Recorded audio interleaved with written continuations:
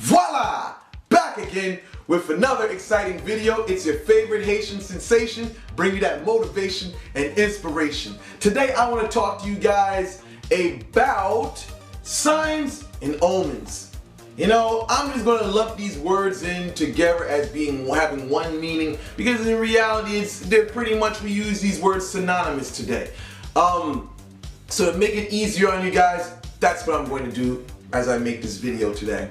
But a brief definition I'll give you as a sign or omen can be, a sign can be just something to give you an alert that, okay, well, we received whatever you did, where the omen can be, well, things that's supposed to come, things that's coming into, fruition and things of that nature. So that's what we have when it comes to signs and omens. But of course, since people use them synonymously, well, I'm going to use them synonymously in this video. At least I'll try to, Well, when you're doing spiritual work, you got to pay attention, because there's going to be events around you that's going to transpire. Sometimes people tend to look at these situations as having nothing to do with them. So if you're doing evil work, let's just say this. You are working with a destructive force. You send your destructive force towards a target. What begins to happen? You start seeing a lot of car accidents happening around you. Why? Because the energy is scattering. It's making its way to go destroy whomever you sent to work after. If you're doing love work, basically while you're doing love work, all of a sudden you start seeing things associated with love. People kissing, people talking about I love you, this and that. You start seeing things surrounded by the emotion of love. This is natural, Now, let's just say you made a petition 3 months ago.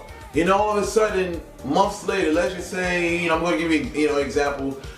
Let's just say you made a petition to, let's say, Ezuli Donto, whatsoever, a couple of months ago. Now, all of a sudden, you're walking down the street, you see hearts on the ground with like a dagger going through it. I mean, kids do this all the time at the park. They make little pictures on the floor with, chalk and stuff like that. It doesn't matter how it got there. And this is a common thing that that gets people confused. They start rationalizing. They say, oh, this person did that. Oh, the reason why I'm hearing this song is because someone turned in the radio. When you start rationalizing about things like that, that's when you fuck everything up. That's where confusion comes into play. Because yes, in this world, there has to be a physical counterpart for the divine inspiration which you're getting. There has to be a physical counterpart. This world is a law. This world functions by common sense and order. So there's going to have to be a physical transaction to bring about the message for you to observe. Yes, that person's it's going to take for that person to take their chalk and draw this, or it's going to take for that person to turn on the radio. It's going to take for numerous scenarios to to be in motion in order for you to be at the right place at the right time.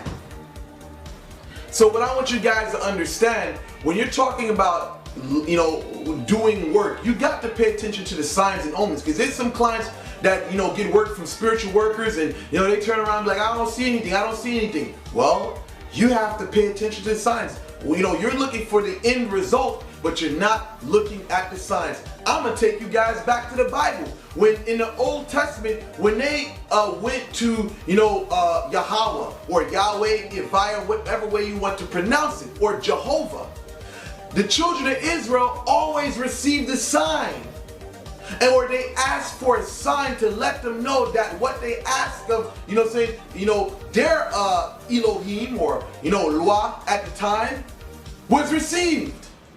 So it's of prime importance that you pay attention to the signs and omens or events around you.